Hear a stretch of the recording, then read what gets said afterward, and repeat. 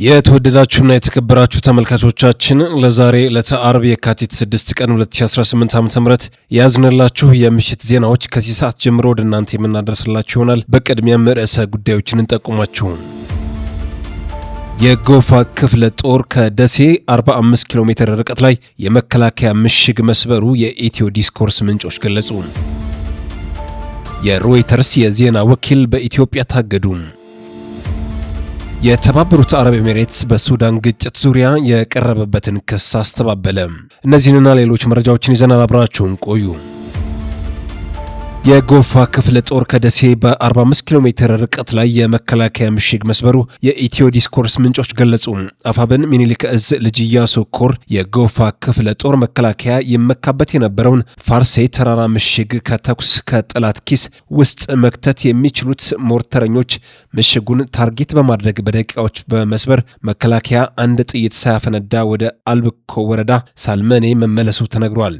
በሌላኛው ግንባር የገባው የክፍለ ጦሩ መክት ሸለቃ ነጋሽ ከተማን በደቂቃዎች ውስጥ የተቆጣጠሩ ሲሆን የክፍለ ጦሩ ቃኘነ ስብረና መክት ሸለቃ ደግሞ ደጋጋ ከተማን መቆጣጠራቸውን የኢትዮ ዲስኮርስ ምንጮች ገልጸዋል። ከተቆጣጠሩ በኋላም የኦህዴድ ብልጽግና ቡድን የአማራ ሕዝብን ለመጨፍጨፊያ መሳሪያና ተተኳሽ መግዣ የሕዝቡን ኑሮና አቅም ያላገናዘበ ዋጋ ተምኖ ሊሸጥ የነበረ ማዳበሪያ ከደበቀበት በከተማው ዙሪያ ለሆኑ አርሶ አደሮች በነጻ አከፋፍለዋል።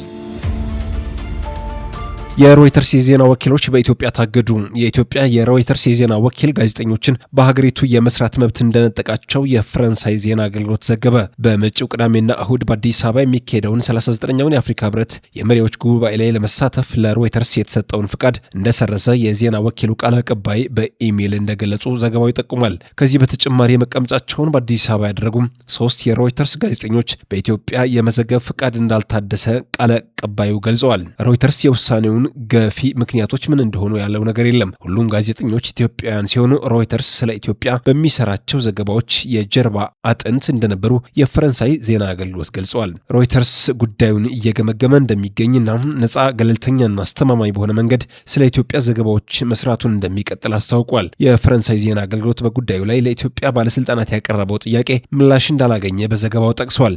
የኢትዮጵያ መገናኛ ብዙሃን ባለስልጣን ባልደረባ ስለ ጉዳዩ መረጃ እንደሌላቸው መናገራቸው የፈረንሳይ ዜና አገልግሎት ዘግቧል። ሮይተርስ ከጥቂት ቀናት በፊት ለሱዳን ፈጥኖ ደራሽ ኃይሎች ታጣቂዎች በኢትዮጵያ ቤንሻንጉል ጉሙዝ ክልል ማሰልጠኛ መክፈቱን የሚዘግብ ሰፊ ሪፖርት ማቅረቡ ይታወሳል።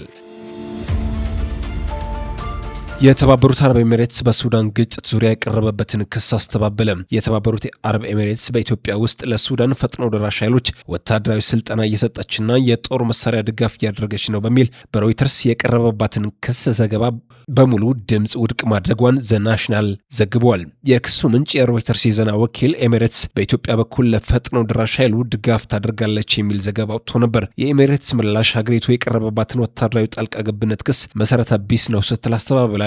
የሀገሪቱ አቋም የተባበሩት አረብ ኤሚሬትስ ትኩረቷ በሁለቱ ተፋላሚ ወገኖች መካከል ድርድር እንዲጀመር ማገዝና ያልተቆጠበ ሰብአዊ ድጋፍ መስጠት ላይ ብቻ መሆኑን አስታውቃለች። ኤሚሬትስ ከሰብአዊ ድጋፍ ባለፈ በሱዳን ግጭት ውስጥ ምንም አይነት እጅ የለኝም ስትል በድጋሜ አረጋግጣለች።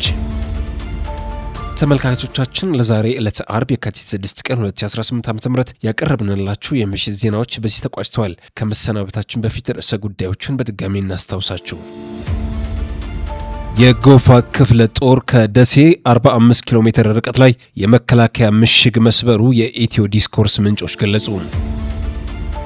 የሮይተርስ የዜና ወኪል በኢትዮጵያ ታገዱ። የተባበሩት አረብ ኤሚሬትስ በሱዳን ግጭት ዙሪያ የቀረበበትን ክስ አስተባበለ።